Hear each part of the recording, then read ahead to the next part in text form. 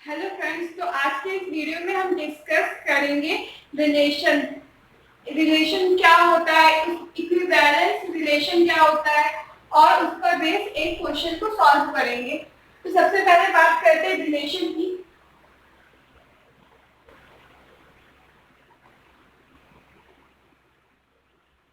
तो सपोज करते हैं कि अगर ये कोई सेट है, नॉन एम्प्टी सेट ए है और इसका कोई एक subset A cross A type का है, तो इसे हम लोग रिलेशन कह सकते हैं ए का। इसको हम लोग डिफाइन कर सकते हैं एज अ रिलेशन ऑन ए। तो डेफिनेशन से और एग्जांपल से ज्यादा अच्छे से क्लियर हो जाएगा। तो सबसे पहले हम लोग इसकी डेफिनेशन लिखते हैं। If A is a non empty set, if A is a non-empty set, then subset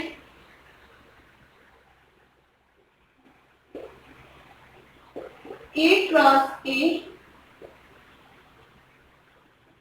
is defined as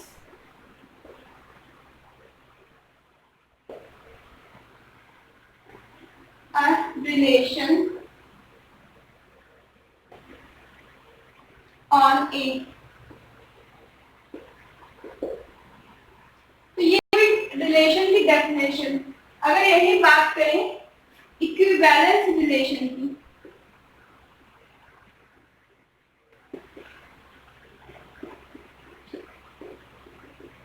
कि आखिर ये इक्विवेलेंस रिलेशन क्या होता है। तो सपोज करें अगर किसी भी रिलेशन को हम तब इक्विवेलेंस रिलेशन कहेंगे जब हमारी तीन प्रॉपर्टी सेटिस्फाई होगी। जिसे पहली प्रॉपर्टी है रिफ्लेक्सिव की, दूसरी सिमेट्रिक और थर्ड प्रॉपर्टी है ट्रांजिटिव की। तो इसको अच्छे से लिखते हैं पॉइंट वाइज। सबसे पहले डेफिनेशन लिख लेते हैं।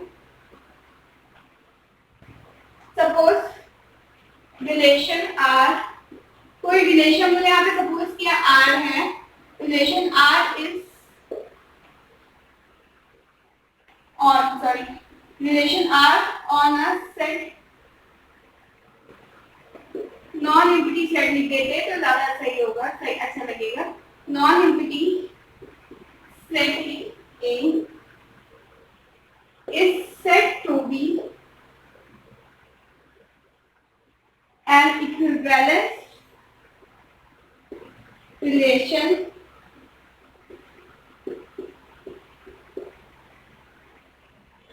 on A if कोई तीन एलिमेंट लिए हम लोगों ने, for all A B C belongs to A। कोई तीन एलिमेंट हम लोग सपोज कि A B C है, सेट A से बिलोंग कर रहे हैं, तो हमारी जो पहली प्रॉपर्टी है रिफ्लेक्सिव की, रिफ्लेक्सिव की,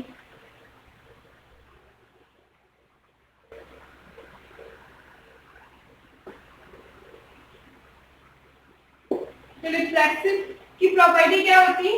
अगर कोई भी एलिमेंट A है तो उसका रिलेशन A से,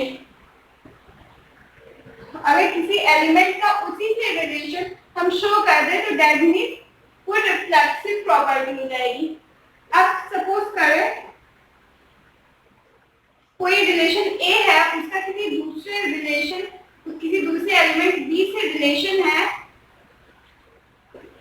और B का रिलेशन A से है, तो इसे क्या कहेंगे हम लोग? Symmetric property. Symmetric property. अब जो तीसरी कंडीशन है हमारी वो है ट्रांजिटिव की। दैट मींस अगर A का रिलेशन B से है, B का C से है, तो A का C से भी होगा। A relation B and B relation C. It implies that A relation C. तो हम इसे क्या बोलेंगे? Transitive property.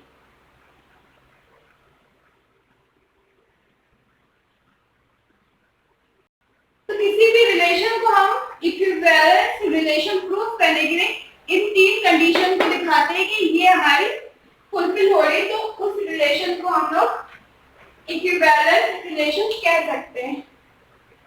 तो चलिए अब इस पर बेस्ड एक क्वेश्चन सॉल्व करते हैं।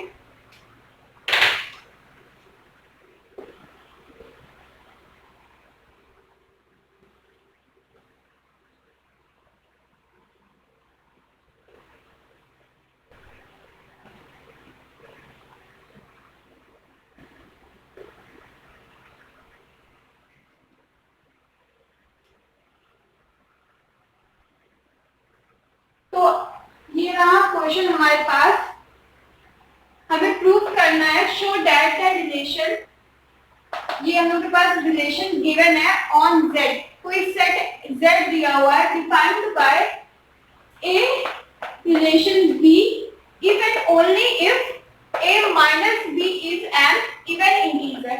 इवन इंटीजर तो सब समझ रहे हैं ना, 2 0 2 4 6 इवन जो 2 के से डिवाइड हो जाए इज एन इक्विवेलेंस रिलेशन। तो हमें इस रिलेशन को प्रूव करना है कि ये इक्विवेलेंस रिलेशन है, और हमारे पास कंडीशन क्या दी है कि a relation b equals to क्या है, a माइनस b। अगर इन दोनों को जो सब्ट्रैक्ट करने पे हमारा इवन आ रहा है, तो अगर ये इवन इंटीजर है तो अगर बात करें इवन इंटीजर की, तो जितने 0 2 4 6 ये तो होंगे ही होंगे, बट इंटीजर है तो माइनस में भी तो होते हैं, तो -2 -4 -6 एंड सो ऑन, ये भी हमारे इवन इंटीजर्स में ही आएंगे। तो सबसे पहले हमने पढ़ा था किसी भी रिलेशन को इक्विवेलेंस रिलेशन प्रूव करने के लिए हमें तीन कंडीशंस को दिखाना होता है कि वो यहाँ पे सेटिस्फाई हो रही। तो जिसमें पहली कंडीशन थी हमारी रिफ्लेक्सिव की, तो रिफ्लेक्सिव की कंडीशन क्या थी कि हमें उसी एलिमेंट का उसी एलिमेंट से रिलेशन दिखाना था। कुछ ऐसा था ए रिलेशन ए, तो यहाँ पे हम लोग दिखाएंगे, सपोज करते हैं for all A belongs to z, suppose कर लेते हैं। अब अगर रिलेशन दिखाना है तो a का b से रिलेशन क्या होता है, a माइनस b, तो यहाँ पे हमें a का a से रिलेशन प्रूव करना है। तो अगर a माइनस a हम लोग दिखाए तो ये किसके इक्वल हो जाएगा, 0 के, और 0 क्या है हमारा इवन इंटीजर, और हमें क्या है कि इन दोनों का जो सबट्रैक्शन है वो इवन इंटीजर होना चाहिए, तभी इन दोनों के बीच में रिलेशन होगा। तो a minus a equals to 0 where 0 is an even integer। तो हम लोग क्या लिख सकते हैं कि a relation a in implies that a का रिलेशन a से है। तो अब इसके आगे क्या करेंगे, हमें दूसरी प्रॉपर्टी प्रूव करनी है, वो है रिफ्लेक्सिव। रिफ्लेक्सिव के बाद है हमारी सिमेट्रिक प्रॉपर्टी।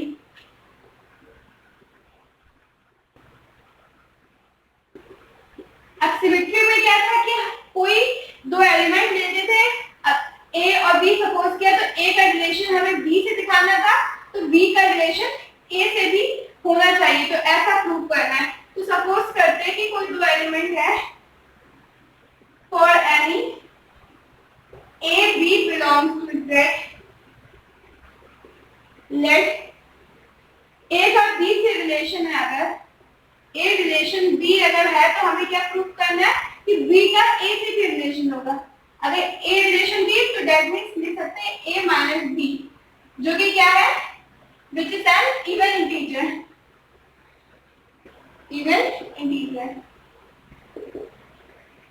तो अगर a माइनस b हमारा इवन इंटीजर है, सपोज अगर 2 इवन इंटीजर है तो उसका नेगेटिव वाला भी तो इवन इंटीजर होता है, बट अपोजिट साइड में, तो इसको हम लिख सकते हैं माइनस का whole bracket a minus b is also even integer.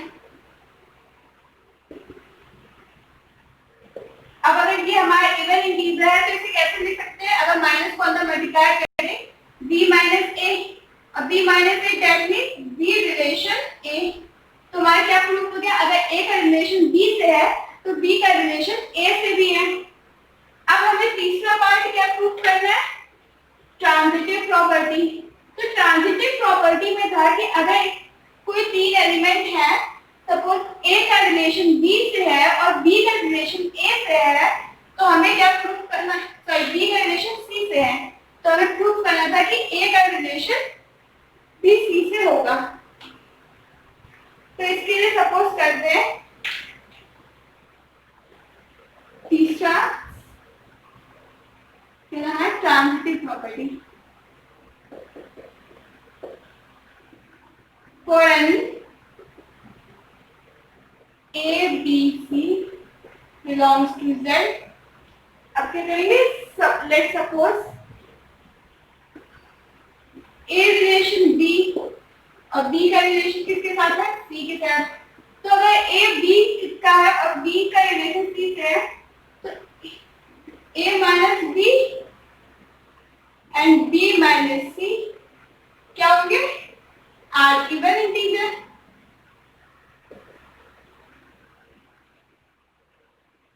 दो इवन इंटीजर्स को अगर हम ऐड करें तो भी तो हमें इवन इंटीजर ही मिलता है। दो इवन को अगर 2 + 2 को या 2 + 4 को ऐड करें तो क्या आएगा? 6 आएगा, विच इज आल्सो इवन। तो इन दोनों को अगर ऐड कर देंगे तो भी हमारे पास क्या आएगा? Even integer. तो अब यहां से हम लोग का क्या कैंसिल होगा? b b कैंसिल होगा, माइनस का b प्लस का b, तो a माइनस c। तो इससे क्या लिख सकते हैं कि a का रिलेशन c से है। हमें ये प्रूव करना था कि अगर a का रिलेशन b से है, b का c से है, तो a का रिलेशन भी c से होगा। तो हमारी ये तीनों प्रॉपर्टी प्रूव हो गई। तो हम लिख सकते हैं ये जो रिलेशन है वो हमारा इक्विवेलेंस रिलेशन है। Hence, given relation